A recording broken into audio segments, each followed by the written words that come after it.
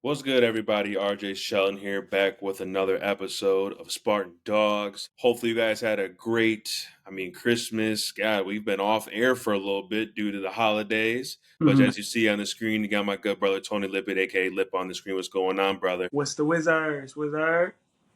You already know what we're doing here. Let's go ahead and hop right into it. Lions, obviously, Christmas Day, all that good stuff. We didn't go ahead and talk about them previously before the Christmas break had started. They went ahead and faced the Bears, or we might have talked about them, or we didn't talk about them. I don't know. But just to go over just basically some scores here real quick. We all know they lost to the Bills at home 48 to 42. Bounce back win against obviously the Lions, and that was in Chicago. So we didn't talk about that. Um, that was a big game for them to go ahead and bounce back and win, playing in situations of where they thought they couldn't play in the cold. They answered that immediately, and then obviously this big one on Monday night facing the 49ers, one that won 40 to 34. 49ers are still 49ers. First in the division right now. Granted, I know that the Vikings went ahead and won, but we all know what's coming this week. Talk to me a little bit about the situation for the Lions right now and what you're seeing. Obviously, this was a good win for them yesterday. They haven't won in Santa Clara against the 49ers, I think they said, since 1974. So literally 49 years, going on 50 years from the last time they won against the 49ers and Santa Clara. So that's a big accomplishment for Dan Campbell, for the program, for the culture, for the team. Just showing that you can overcome all of these obstacles because they still finding ways, finding, because I'm sure like Dan Campbell brought that up during the week of practice. Hey, we haven't won here. And Right. there last year in the playoffs when they was up, then they're 24 points at a time. They end up losing that game in the playoffs. So I'm sure that was on their mind as well. But this was an offensive game. If you watched it, it was no defense being played out there, boy. Besides Kirby Joseph, Right. his two interceptions. That gives him a total of 9 on the season this year. I think he had 9 interceptions, over 70 tackles. Man, he's defensive player of the year. He definitely should be in the top 4 candidates of that for sure. He definitely made a lot of plays on the ball, but it was just an offensive game. I mean, you had Jared Goff 26 for 34, 300 yards, 3 touchdowns, no INTs. Only got sacked twice. He finds ways to, even when he about to get sacked, to get the ball out of his hands. He does a good job of throwing the ball away and not taking these, drive killing sacks and things like that. So he stays ahead of the play call, stays ahead of the down and distance. And that's all good. Got Gibbs, obviously. Montgomery is out. So he had 18 carries, 117 yards. That's just showing you he can run it in between the tackles, run it outside the tackles. He's a home run hit every time he touched the ball because you got to be aware of what that boy doing when he got that rock in his hand, no matter where he at, because he can go for 100 on you quick. Wide receivers did their thing. I seen Jameson Williams making some plays, man, making some good catches. Just showing that his development, he took this offseason like he definitely took advantage of it. He went and worked out with Teddy Bridgewater, did a lot of work with him, did a lot of work with Jared Goff. He's more comfortable in his role, and he has become that offensive explosion that I've been saying since the earlier of the year. Like, if once he get going, this is just going to elevate this whole offense. The team is just looking good, man. They looking good. Good win last night. All the marbles Sunday night for the 1 seed. That's going to be tough. I'm sure we're about to talk about that in a second, but good season, good win. Dan Campbell doing his thing. They didn't overcome a lot of injuries, a lot of adversity, but they still finding ways, put it all together. So I'm excited to see what they do, moving forward. No, I'm right with you. Just before obviously we get into the big game, because it's always good when obviously you're from the city, your team's playing well, and you actually get to go ahead and have a playoff game before a playoff game. Jared Goff has been unreal this past 2 years for this ball club, and I think ever since he stepped foot into Ford Field and being a Detroit Lion, just some of these stats just seeing right here. I mean, he's averaged over 274 yards passing, probably going to go ahead and throw for over 5,000 yards because I do think that this team's going to get deep into the playoffs. Touchdowns, 36, NITs, 10. I mean, if he didn't throw like 5 against the Texans, he Probably had a little bit better quarterback rating than anything. But shout out to Jared Goff. I mean, I'd like to watch the quarterback position while I watch the game. We all have certain things that we watch in a football game. Like you mentioned, sometimes you go ahead and watch O-line maybe, or you watch a specific player. We all do that. But I heavily watch the quarterback position, and nothing phases Jared Goff. It's like one of those is just like he goes ahead. If, say, he does throw an interception or whatever, prime example, that Texans game, they still came out and won that game. Even though they went ahead and had some adversity, he always finds a way to go ahead and gets his team in the right position at the right time. So shout out to him. Moving on, obviously, we all know what game this is coming up this week. Prime time, 8:20. Detroit Lions versus the Vikings to basically go ahead and clinch the 1 seed in the playoffs to get the bye. What are you thinking that needs to happen for this team to get this win? Because it's definitely going to be a tough game. Both ball clubs are very good. They're coached extremely well. Vikings are on a high right now. They went ahead and beat the Packers at home. Sam Darnold's playing like he needs to, be signed or franchise tagged for that ball club, which I would do. That's a whole other topic. But they're playing very good football. You got Justin Jefferson coming in, who's had another 1,000-yard season. You got Jordan Addison coming in, who's probably going to get who's going to first get his 1,000-yard season. You got TJ Hawkinson coming back. You got Aaron Jones playing well. And you have a defense in Brian Flores that basically is always up for a challenge. What's a couple things that you think that this Lions team needs to do to go ahead and get that 1 seed?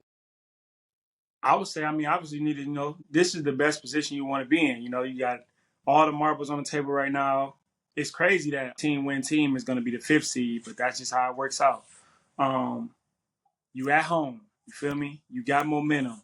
You're just coming off 2 big road wins against 2, the Bears is the Bears, but the 49ers got that 49er DNA. So, they got a winning DNA. This is a team that has a lot of players on their team that has been in them Super Bowls they went to. Right. They've been, but they've been there. So they have that winning DNA within that unit. I'm gonna say the biggest things that they need to that they have to do to help them win this game. I'll probably say they gotta win a turnover battle. They gotta win a turnover battle. Like you wanna rattle Sam Darnold a little bit. You wanna get him pressing a little bit. Cause when he's not pressing, that's when he in that Jared Goff bag. You feel me? Like that's when he just able to be Raja Rondo, just delivering passes everywhere. And he got some of the best guys to deliver the ball to. You just named it. You got Justin Jefferson, which to me is the best receiver in the game. You got Addison, which I actually think this is the best duo in the game. Like, I respect to all the other wide receiver duos, but Justin Jefferson and Addison, they nice together. Then you got Naylor. He's a guy you can't forget about. You paying attention over here, he gonna throw it over top and throw a dig right on 3rd down, and he gonna go up and extend his arms to catch the ball. He's gaining confidence more and more. You got Hawkinson. You got Adam Jones at the backfield. So you want to turn the ball over. You want to have the Vikings turn the ball over. You want to win first down if you're the Lions. You want to win first down. Stay ahead of the clock. Don't be in 2nd and 12, 2nd and 10, 2nd and 13s. These things. You want to be in the 2nd and 4, 2nd and 2, to where you have everything available for you in the playbook. This is just gonna be a big game, man. It's just gonna be a big game. The Lions are gonna have to score points because obviously from what you seen last night, they ain't gonna be able to stop nobody like that. If you can't stop Jawan Jennings and Ricky Purcell, he just had his best game last night, 8 for 141 and a touchdown as a rookie. He got shot a few months ago. It's crazy, ain't it? But he got in the rhythm as a little lately in the season. But if you can't stop them, it's going to be a rude awakening trying to go in there and guard Justin Jefferson and, stop Adam Jones. I keep saying Adam Jones. Aaron Jones. Aaron Jones as well, because you're going to have to stay too high. Y'all ain't a one high team at all. They going to have to be back there. And you got Addison, Hawkinson. Hawkinson going to want some, get him coming from Detroit. He want to take that away from them. So I'm going to just say, man, I'll give my prediction after you go. You do what you do. But I just think it's going to be this is a tough game. Like you said, it's a playoff game before the playoffs. And this is what you want. You want to play meaningful games at this moment anyway. You want to roll into the playoffs playing meaningful games. And this is one of them. And this is, home field advantage. It's steep. Like, home field advantage going to go through the domes. It's either going to be in a dome in Detroit or it's going to be in a dome in Minnesota. So I'm excited to see that game for sure. Yeah, so right now what we're seeing odds wise, they got the Lions minus 5.5. 5.5. Uh that's what it looks right now with just being open on what I'm on right now for Vegas Insider. But other ones is like minus 2.5. All of them are minus 2.5 with all the other betting sites. Oh, I was about to say 5.5 is crazy. It is crazy. And then it might even get down. Like if you're a better right now, you go ahead and go on this whatever. If Vegas Insider has a app, you go ahead and hammer the Vikings covering at least 5 Yeah. for sure. But I mean, I think with this game, I think this is definitely why we love football. Why we watch two teams that are the best in their their division. They're going to go ahead and play every down like it's their last. I truly believe that the Lions at home, granted, they went ahead and lost to some good ball clubs, right? They lost to Tampa Bay. That was unexpected, but then they lost, obviously, to the Bills. That momentum of what they did going to San Fran, I think is going to go ahead and get them going in, obviously, Ford Field. I believe the fans are going to be rocking. Yes, I know you got Justin Jefferson, and I know you have Addison and those guys, but it's the NFL. I think your defensive coordinator, I forget his name all the And time. I think he's going to come out. I think he's going to come out and actually, you know, be in that playoff like, hey, this is do or die from here on out because you saw as yesterday, like you just mentioned, they're going to have to win this off turnovers. And if you do get pressure on Sam Darnold, which I believe you definitely can, because there are guys that are on that O line for the Vikings that are down, especially on that left side. If you get creative within the line, and make it tough for him, there's definitely going to be some, overthrown balls. If you look at it, what the Vikings love to do, they love throwing on the hashes. They love running dig routes. They love spreading it out deep for someone to come underneath. yeah, So, maybe you got to go ahead and get creative and be like, hey, listen, we're going to go ahead and one-on-one shot, with Justin Jefferson, knowing that you might not win that, but you're going to go ahead and maybe get on the front end tip ball or a sack or something like that. Because you got to take chances this game. Like now we're at the point, if you're looking at it, that hey, we need to go ahead and get this 1 seed and we need to go ahead and play like this because that's what's going to need to happen when we get into playoffs. So I'm going to rock with the Lions. I yeah. think, Okay. I think that this is going to be a game to where this gets the Lions prepped for their Super Bowl run to Mm-hmm. where they're making plays on both ends. Okay, this is another 4th and 1. You're like, nah, they're going for it. Like they're going to go ahead and start getting in already in the identity that they were in the regular season of going ahead and being the aggressor, I would say, Yeah. because that's what the Lions have been throughout this whole season. They haven't went ahead and not done nothing but go ahead and be the aggressor on 4th and 1 or 4th and 3 or going for it on downs that they shouldn't have gone for it. I just think that this is as much weapons as the Vikings have, the Lions have. If not, I know that it's Justin Jefferson. He's the best in the world at his position. But I mean, you got Amon St. Brown that are playing well, and you got J-Mo who's playing well. Those are two guys that are another duo that those two, like we're going to see literally on Sunday the best duo in wide receivers probably all in the NFL play against each other. That's what we're going to see on Sunday. And I would go ahead and say that all those guys, especially their main guys at wide receiver, are going to eat this game. I just think this is going to be a high flying game, something that you saw of Monday night of just plays being made all over. One-handed grabs by Justin Jefferson, which was sick that he did that against the Packers. I'm like, this man is crazy. But he's the best in the world for a reason.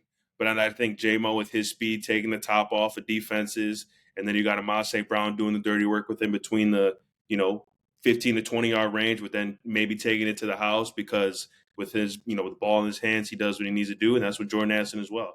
I got the Lions. This is just going to be a really good game.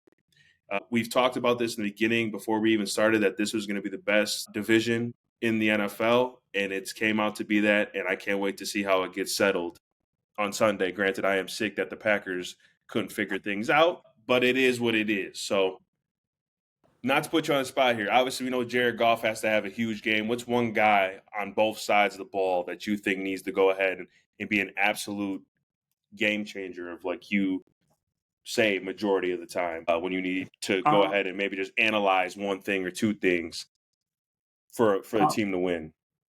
I would say for the Lions, I would say J-Mo for the Lions. I Yeah. would say J-Mo for the Lions because the skill set that he spreads the defense out. And sometimes he spread the defense out where you can't he attacks zones that you can't cover. Like 40 yards down the field, 50 yards down the field. Like his speed stretches the whole defense. So if he takes off and he handle his business and he make big plays, he won't do anything but loosen up this Brian Flores defense. Because if you don't have a deep threat, if you don't have a player that you can that they're scared of the speed of his downfield, playmaking ability, he's gonna stay within 15 yards and he's gonna make you beat him with just short throws and yak yardage and things like that. And his whole defense is going to be set for that. You don't really have a game plan for a guy that can stretch the ball, 50, 60 yards down the field. You just have to, hope that your players are, win a matchups. And to go on the other side, a game changer that the Vikings need to have, I would say I'm gonna go the Vikings D line. How do they show up? The Dallas Turner, I think it's Great Granard. I don't know a lot of guys' names, but they be balling. They be making it happen, obviously. But I think they need to show up in a way because the strength of the Lions is the offensive line. So if you're able to stop them on first down and stop them in short yardage, and Dan Campbell gonna go for it on fourth down and do these things, if you're able to push the pocket back, get tackles for losses, it literally punishes everything the Detroit Lions want to do. Right. It throws off the tempo of their whole offense. If that's the two X factors, the game changing, units for me, I would say J-Mo, and once again, I would say the Vikings D line. And I didn't give my prediction on who I think gonna win. Yeah, you did. I was gonna say, yeah, you did. I'm good right now. I think this is gonna be a dope game. I actually think it's gonna come down to the fourth quarter, to the last few minutes of the game. I think game changers are gonna have to make their plays. I think all of these things gonna happen. I think I'm going to go with the Vikings to win this game. I'm going to go with the Vikings to win this game because I just feel like they hot right now. Obviously, the Lions are hot right now. But I feel like the Vikings, it's going to be hard to stop them wide receivers.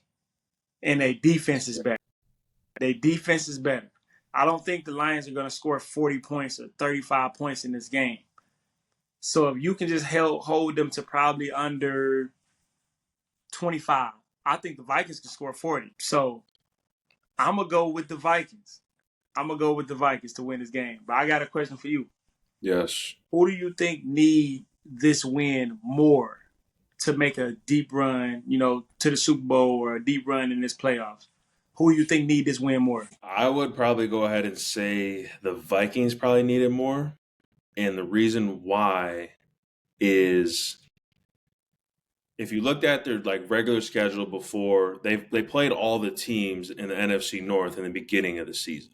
So they were, I wouldn't say coasting because the NFL it's hard to get wins and you take wins how they are. But they really ain't playing nobody from week 5 really up to the Packers.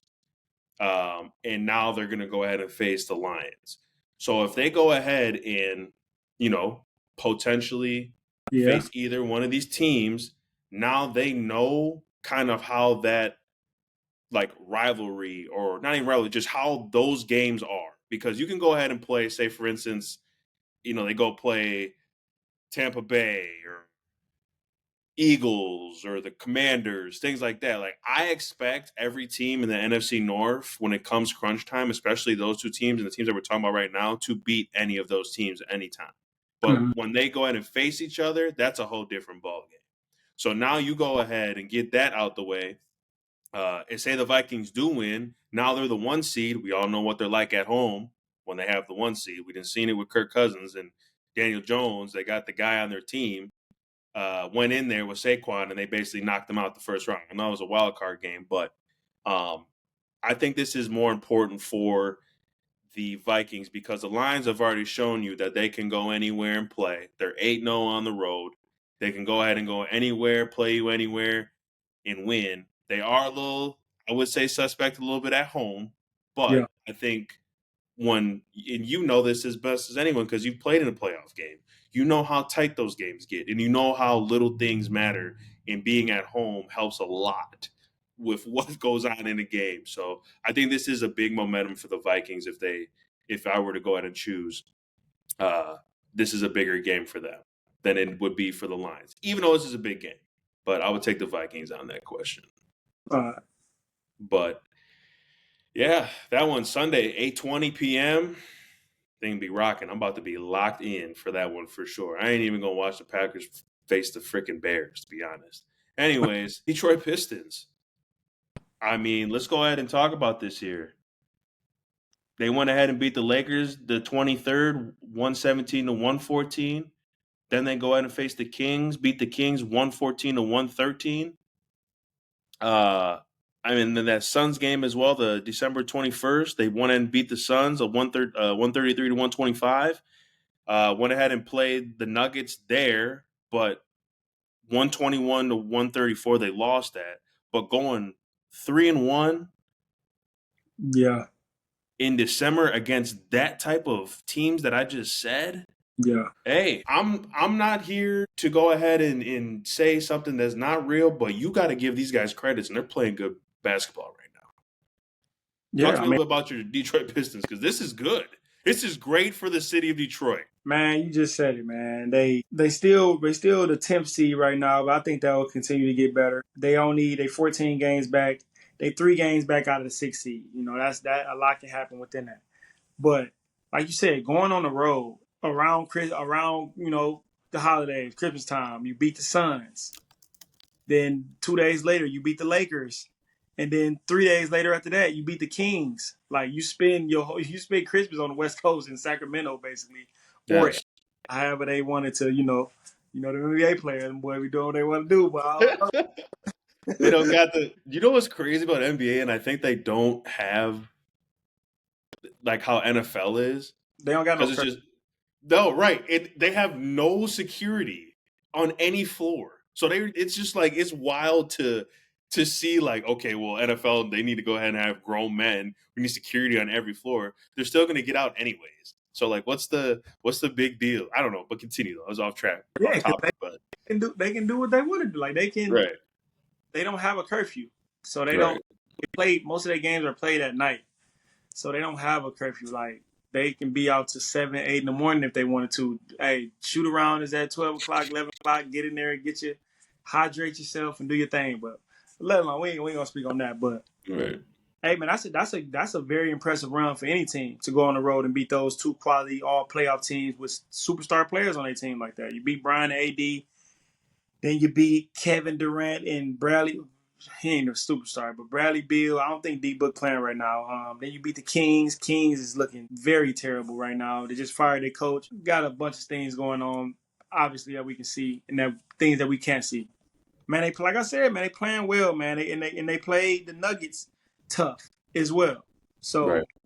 that was a very productive road trip. Even a 2-2 would have been productive. Hell yeah. But to win 3 games in a row versus those type of teams and those type of players and those type of winning programs, that's very big for that team. That's just gonna have like the Pistons more locked in.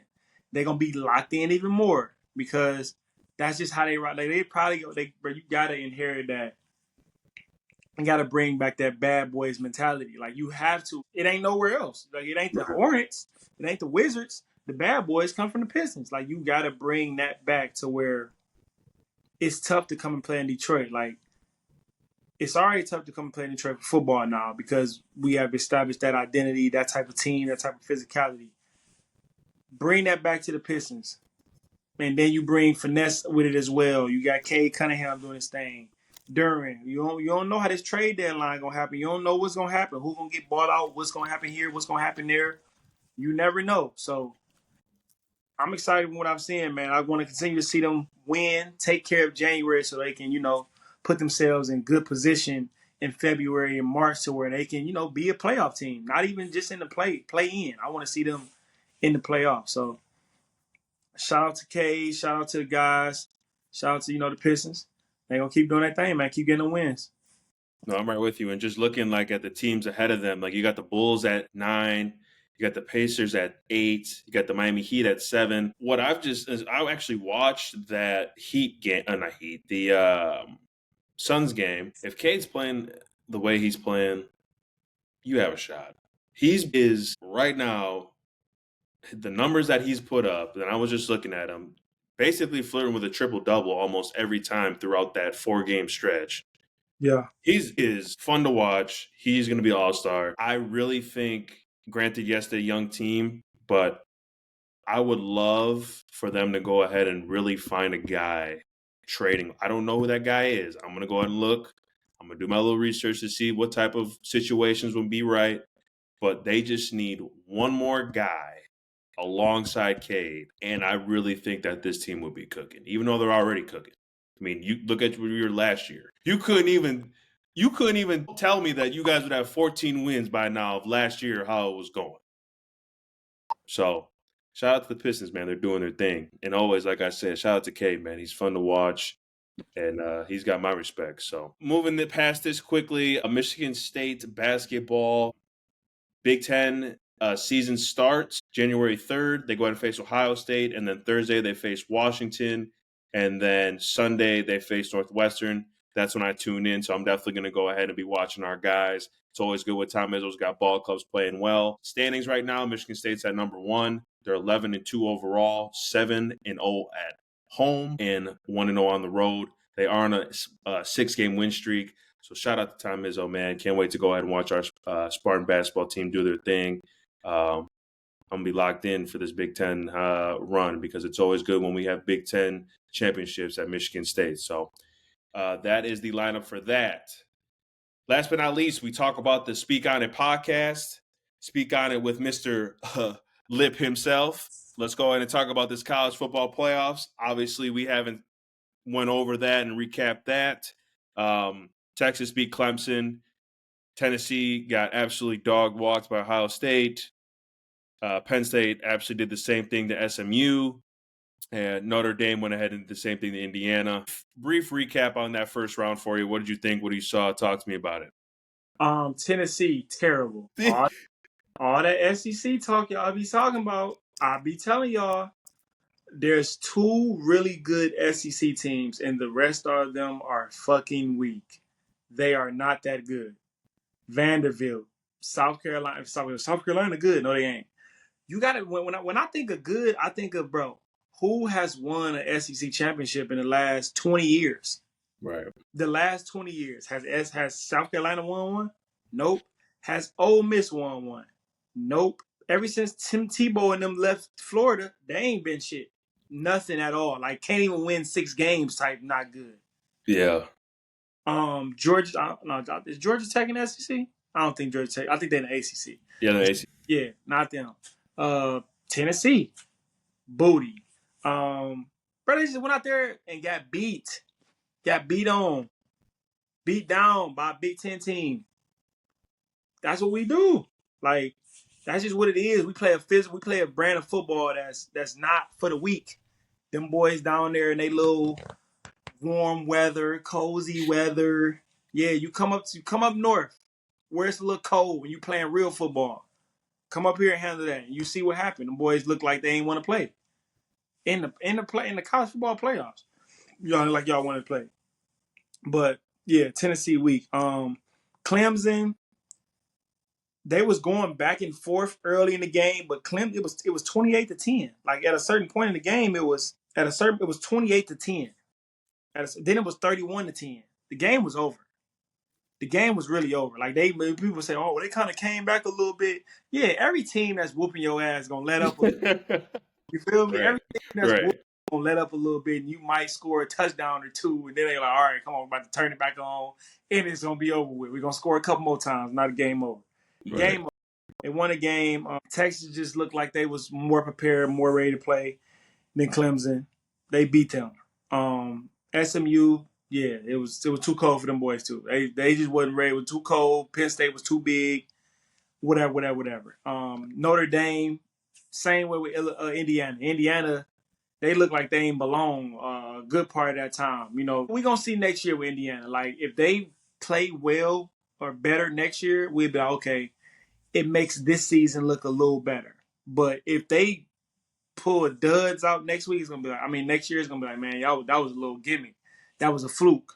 You know, every little first year coach, he might come in and produce well. Then the next year, what's gonna happen then? Are y'all gonna repeat that? Is this like a culture thing? Is this like gonna continue to happen, or is it just like a one time gimmick thing? You feel me? That's what that is. So the first week, what I liked about it, I like that they play at their home turf. I Yeah. like, I don't want no neutral site. I was hearing people talk about, man, I don't want, they should play at a neutral site. Huh? For what? Yeah. Because it's cold? Nah, bro, you gotta come play in that. And to give those teams another game to play at that stadium. Their Right. stadium. Because most of them, senior day, they like, oh, man, it's the last game I'm gonna play at home. But if you go to the playoffs in your first game in the playoff, if you was the 5th, 6th, 7th, or 8th seed, you gonna get another game to play at home, and that's dope to me. I like that. So, I like how it's set up. Obviously, a 12 seeded team is not gonna be the 5th seeded team. I'm not saying they can't, but I'm saying though, like college football is not that deep to the point where I feel like from 20 to 10, those are like mid teams. Like people think, oh, they really good. They ain't really good like that. They just better than the rest of the teams. You feel me? Like Right. they better. But when you get down to I feel like the top 5 teams in college football are like the better teams. The better teams. And when you get to 12, this ain't the NFL. SMU is gonna be hard for them to beat a Penn State just off recruiting, just off playing styles, just off size. You feel me? Like, period. So it ain't like a wild card team or a 7 seed in NFL beating a 2 seed. Them NFL players. It's different. So I enjoyed it though. I enjoyed it a little bit. Some people's like, oh, it's gonna be blowouts. We don't like that. But I mean, it's a 12 seed playing a 5 seed. I mean, what do you expect? It ain't gonna be what you think it's gonna be. Oh, Alabama should have won. I'm watching Alabama right now. They even got 2 turnovers already. 2 turnovers, bro. We in the first quarter. Oh my gosh. Bruh. So I'm saying that's how I'm rocking. But I like it. I like it. No, I liked it as well. It was good. It was just good. It's a change of pace. Like imagine if we had this when we played.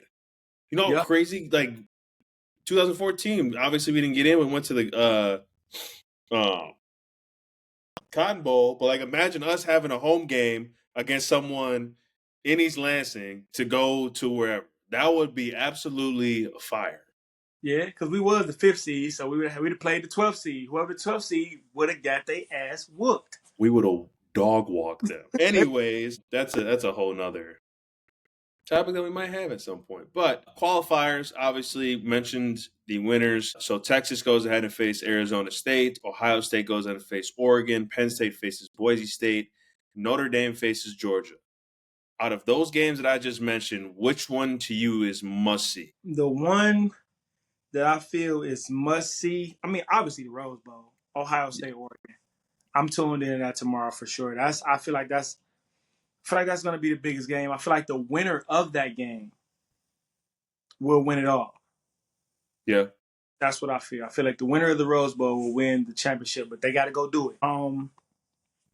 Obviously Georgia quarterback is not playing. Carson Beck, he's out, and that's another component of these playoffs.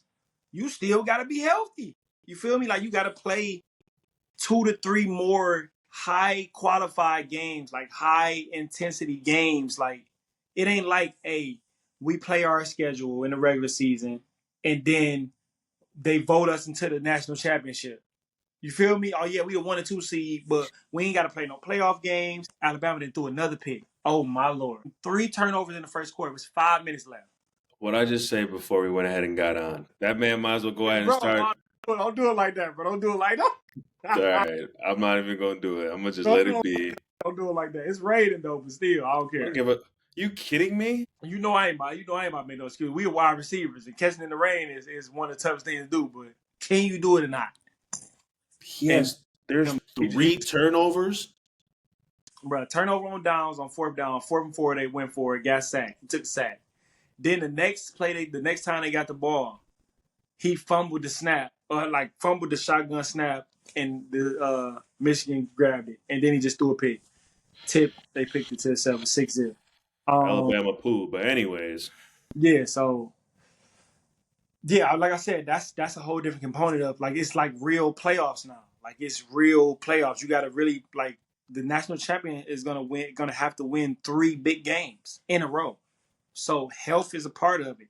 And it's like, bro, do these college players can they really get up like 3 games in a row, 3 big games in a row? How they gonna feel? You feel me? It's gonna be a lot. So I like that component of it. I like that component of it. So I think that's gonna be the biggest game though. The Oregon, Ohio State.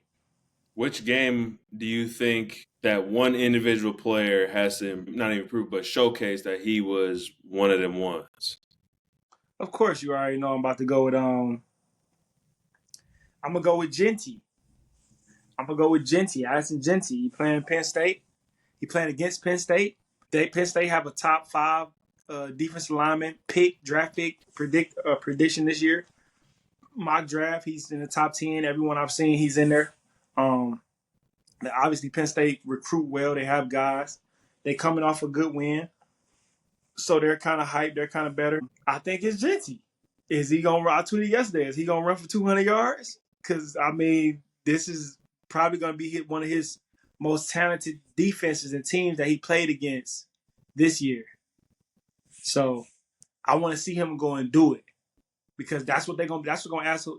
That is what they're gonna ask of him on the next level. And that's what they want to see. I'm telling you, there's going to be a lot of scouts watching this game tonight. It's the only game on tonight as far as the playoff. They started off tonight. The other 3 games are tomorrow. They're going to want to see him back this shit up. They're going to want to see him make these big runs and break these tackles and do the things that he was doing versus the guys that he was going against in his conference. They're going to want to see that today. So I think it's going to be a lot of eyes on him. And I'm watching him. I'm watching them today. I'm right with you want to go you about to face something completely different. This is not no Mount West D line. This ain't no Mount West linebackers. I don't even think that he's gonna have over. He won't even have over 100 yards. This is me. If I look at this whole situation, you did like we've been saying. You did your thing. You did what you needed to do. You're going to be in a good position to go ahead and play in the next level. But if you want to be to where you get first round to second round money, you got to go ahead and get over like 100. You just got to get over 100 yards in my book. But no, I need to see 2. I need to see over 150. You're not seeing 150. Well, all right. Well, that's going to even open more eyes. He's not going over 150 against his defense. He rushed for 200 yards then in over like 7 games this year. And so he bet not run for under 100 yards. He better not run for 50. Yeah. Because I'm going to tell you this. I'm going to tell you this right now. If you don't think that the Penn State line, whatever the hell they are, if you don't think that they're going to have 8 guys in the box every single down, you're sadly mistaken. Name one guy that you can go ahead and be like on the outside for wide receivers or whatever that, oh, yeah, he can do the job. Let alone wide receiver, let alone the quarterback. I was about to say, who is the quarterback? Who's the quarterback? Who's the guy he going? Bro, this game, they got a minus 11.5. I would put this personally to like minus 14.5. Who, minus 11.5 Penn State? Yes, I will put this to 14. Oh my Lord, he done fumbled again. Oh my, hey bro, Bama's ass. It's 13-zip, bro. Oh my, bro, he just got strip sacked again, bro. 4 turnovers in the first quarter, and they down 13-zip. This is the 11th ranked team right here. Alabama is a ranked 11, and this is the team that they wanted to go to the playoffs. And I'm like, bro, what are y'all talking about? If y'all watched Alabama this year, they're fucking weak. They're weak. Defense, weak. Offense. Who they got besides the freshman wide receiver? They have nobody else, bro. Whatever. But no, it's going to be bad news bears. This can be a blowout. I can see Genty not having over 100 yards this game because there's no one else around him that can make plays. And that's going to be sick to watch tonight. I'm going to tell you that right now. This is going to happen the first drive. They're going to go ahead, take a shot, not going to happen. They're going to go ahead and run the ball. the man gonna get stuffed in the backfield. They're gonna go ahead and run it again, but they're not gonna run it again. They might throw like a little screen pass to him or something. And then they're gonna go for it on third down, and it's gonna be quick turnover. They're gonna score, and it's gonna be wraps from there. Anyways, He gonna be on the bench. He ain't gonna play the fourth quarter because they gonna be getting whooped, and he gonna be like, man, I'm about to go to the league. I'm about to go ahead and sit out. I'm good. I can't do nothing versus these boys. I'm about to go ahead and I'm done. he's gonna do that in the second half. Anyways, those games, obviously tonight. One, obviously, we mentioned Penn State, Boise State. Boise State's Boise State. Penn State's gonna go ahead and take care of business there. But last but not least, before we go ahead and let you guys go, NFL MVP talk. You know, we've seen some lists out here. People have been talking about it, all that and the other. Just going based off what I think of the maybe 4 people that are in there: Lamar Jackson, Josh Allen, Joe Burrow, Saquon Barkley. And this is a no-brainer for me. I don't care what any of these other 3 guys have done. Lamar Jackson's winning it. So what is your take on this whole situation when you hear this news? Because let's be real here, people. Lamar Jackson doesn't have a number 1 wide receiver.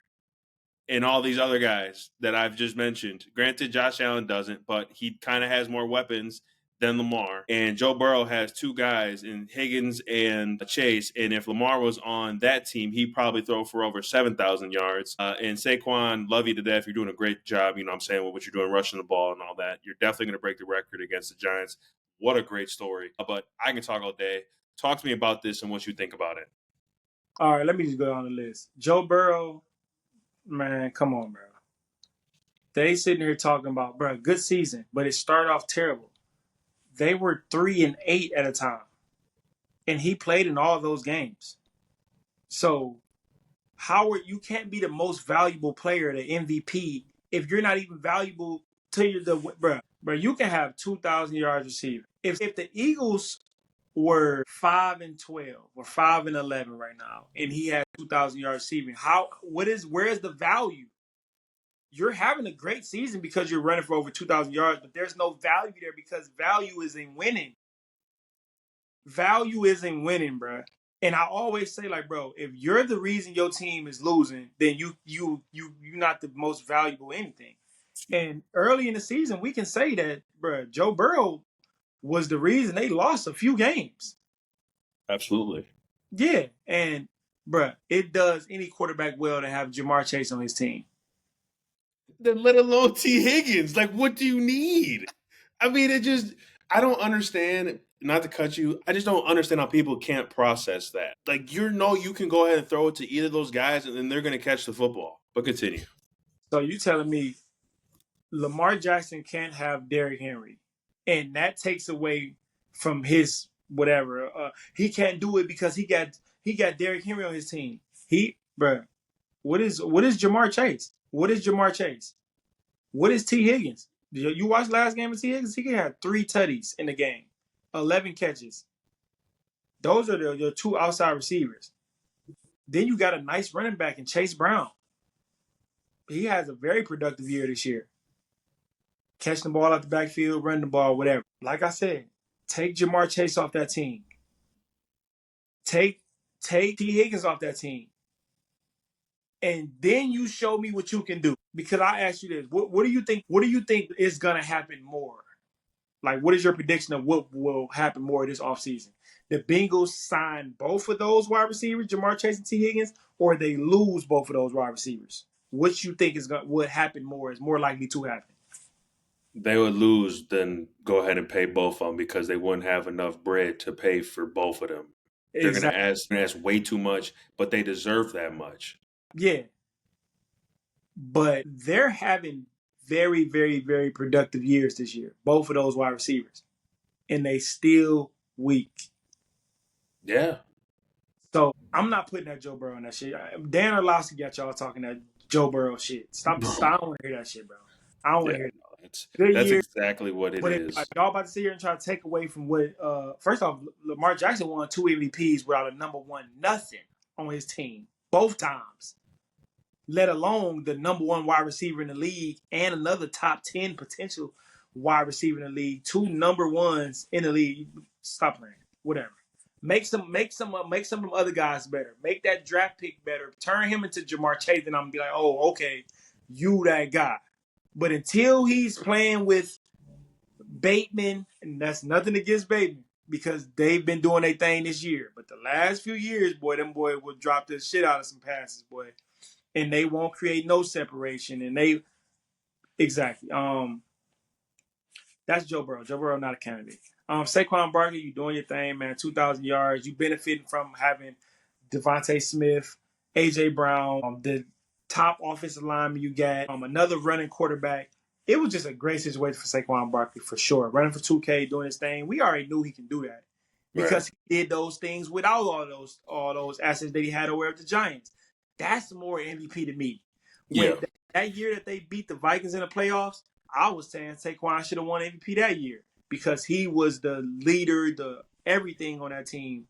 Yardage, running, receiving, throwing touchdowns, whatever it was, he did his thing. And he didn't have a bunch of pieces around him to, keep 2 high safeties all the time. He was the guy. So, but no disrespect to what he's doing this year, man. Saquon is I didn't think he was gonna break the record, but I knew he was gonna have a very, very, very productive rushing year. Let's go to Josh Allen. Josh Allen's schedule this year. Because I think people keep trying to act like that don't matter. I think the strength of your schedule matter. And I think that's more why the reason Lamar Jackson won the MVP last year. Obviously, he was very productive. He didn't have extreme, outstanding numbers, but I don't think no quarterback did last year had crazy numbers. But when he went up against other teams that was very good teams, he put them down. He put the Lions down last year, the Seahawks down last year, the Bengals down last year. He put the 49ers down last year. He was just beating a lot of teams, and he was making it look crazy. Josh Allen has played in 10 games this year against teams that's not making the playoffs. This is his wins this year against the Cardinals, against the Dolphins, against the Jaguars. He lost to the Ravens, got beat by 25. Lamar Jackson, even if Lamar Jackson lose, he's not getting blew out at all. The Ravens don't get blew out. They don't get blew out at all. They might lose, but they ain't getting blew out. Facts. He got beat 35-10. Josh Allen. Then they lost to Houston in week 5, 23-20. Then they beat the Jets. We already know what the Jets look like this year. Then they beat the Titans. Then they beat the Seahawks. Then they beat the Dolphins. All of those teams not making the playoffs. The Cardinals not making the playoffs. The Jaguars not making the playoffs. Then they beat the Colts. The Colts not making the playoffs. They beat the Chiefs. Good win. I give you that. That's what's up. Good win. They beat the 49ers. 49ers not making the playoffs. We already see what the 49ers been going through this year. They ain't making the playoffs. Then they lost to the Rams. They beat the Lions. Great win versus the Lions. Lions defense was in shambles. As we know, they beat them. Then they beat the Patriots and the Jets. Who did they play against this year? They didn't play against nobody. So the strength of the Bills' schedule is so weak because they division weak, and the games that they played outside of their division, they're weak. They played against no elite quarterbacks. The only elite quarterbacks he played against was Lamar Jackson, Patrick Mahomes. That's it, bro. That's it. Them other quarterbacks not elite. I mean, I'm gonna throw in Matt Stafford in there because he not elite, but he's a really, really, really good quarterback. That is true. I give respect for him. I do. Yeah, I respect him. You gotta respect him, but he's not elite. I watched him in Detroit for 10 years not make the playoffs. Elite guys not doing that. I don't care what team you on. They not doing that. That's just they just want to give it to Josh Allen this year, and I don't think he won it. This is my thing. If we fight, we boxers, I'm the heavyweight champion, and you having a really good year, it has to be clear that you knock me out and take my belt. But the fact that Lamar Jackson won the MVP last year and the odds of him winning it's not clear that Josh Allen is the MVP. It's not clear at all. It's actually extremely close. So if it's extremely close, And Lamar Jackson has showed up against teams. Yeah, he lost against the Browns a couple and against the Raiders early in the season. He gonna do shit like that, and it ain't always on him. It's on the defense. The defense was kind of bad early in the year. Lamar had leads in both of those games. It's the defense allowed him to come back into the game, so it's not Lamar's fault. But everybody wanted to be Lamarvelous every single time, man. It is what it is. But I look at competition. I just look at everything, bro. Lamar Jackson he passed for 3,900 yards, 3,955 passing yards, 39 touchdowns, and 4 interceptions. Literally 7 games this year, he had 3 or more touchdowns passing in that game. And he has over 850 rushing yards. And he ain't even been running the ball like that this year. And he's still going to give you 850 and an extra 4 or 5 touchdowns. And less turnovers. And 3 of the picks he threw, damn it, I think all 4 of them. All 4 of them he threw was like drop passes. They were dropped, like tipped off of his guy and then tipped into another hands of another guy. Man, Lamar is having a spectacular year. He's played against better competition. His division is stronger. People would say, well, he lost some games. Lamar is going to end the season off, 12-5? Yeah. And Josh Allen is going to be 14-3 or 13-4. It ain't like Lamar is 9-8. It ain't like he 10-7. Like, they ain't that far off of wins. So it ain't like, he just won more games, so he should win it. No, they right there. They're right there, bro. They're right there. And like I said, Josh Allen has not separated himself from this conversation. Like, I'm not going to be mad if he won, but I will be like, that shit was kind of weak. It's kind of like when they gave James Harden MVP. Like, LeBron James, best player in the NBA that year. And everybody knew it. But they was tired of giving it to, they was even tired of considering LeBron for the championship. I mean, for the MVP. James Harden that came in second a couple years in a row. So they're like, man, you feel me? It's one of them here, man awards. Here, man. So if they give it to Josh Allen, it's just like, here, man. But Lamar Jackson is the best player and the most dangerous player in the NFL. And everybody know it. Like I said, he didn't won without Derrick Henry. If anything, like I said before, Derrick Henry is benefiting off of Lamar Jackson. Derrick Henry didn't run for 1,900 yards last year. He didn't. Lamar won MVP last year. Lamar I'm done. Lamar is my MVP. And I don't care if he won 2 already before he won. I don't give a fuck about that. We talking about this year. We ain't talking about last year. This year, Lamar Jackson is the best quarterback in the league. That's just how I see it. I mean, that's what it is. It ain't no how you see it. That's just, on here we speak real. And Lamar Jackson is the best quarterback, and he's the best player in the NFL. And he will be for a very long time. With that, man, this is going to be the last one of 2024. We appreciate everyone rocking with us, listening, all that good stuff. What? Who you got in these games? Who you got in these this playoff games? You ain't pick your teams. For the college football. Yep, might as well. It'll be over by football. I got tonight Penn State, Boise State. Well, I got Penn State there. I'm gonna go ahead and I'm gonna take Arizona State to beat Texas. I got faith in the Arizona State quarterback to come out and ball, and I know that running back's about to get jiggy on them easy, and they got a defense. If you ain't seen Arizona defense, I saw them when they played whoever it was. I think it was a championship game. Yeah, like that. So I'm taking Arizona State. I'm going to take Ohio State or Oregon. Decisions. I'm going to go ahead and take Oregon that one. And then I'm going to take I'm taking Notre Dame. Okay. I'm taking Notre Dame. Are you taking Notre Dame because they starting the backup quarter, or because Georgia starting the backup quarterback? Yes. If the backup, if Carson Beck was playing, he didn't get injured, would you still take Notre Dame? Notre Dame. I don't like Carson Beck at all. That man is fraudulent, bro. I don't care what you tweeted and talked about. They had told us that he was going to be the best quarterback in college football. Never believed it. That's why 2025 is about to come and 2024 about to go. But no, those are my picks though. Those are gonna be fun. I think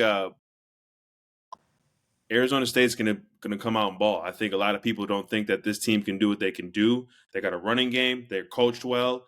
They know what to do in big time moments. Their quarterback doesn't turn the ball over.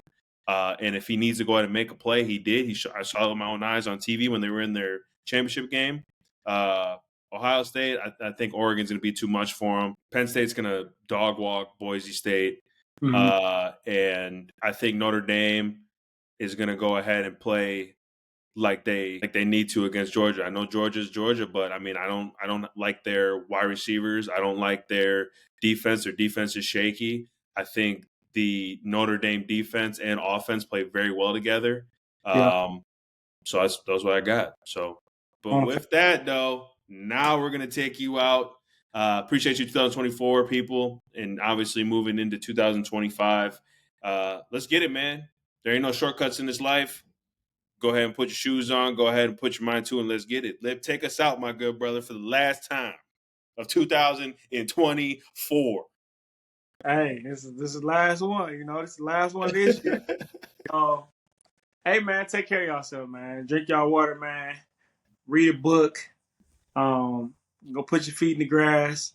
No socks, man. Shit, just spread more love, man. Spread more love. Breathe. Absolutely. Water, man. We all good. That's what it is, you guys. We will see you next year. Peace out, everybody.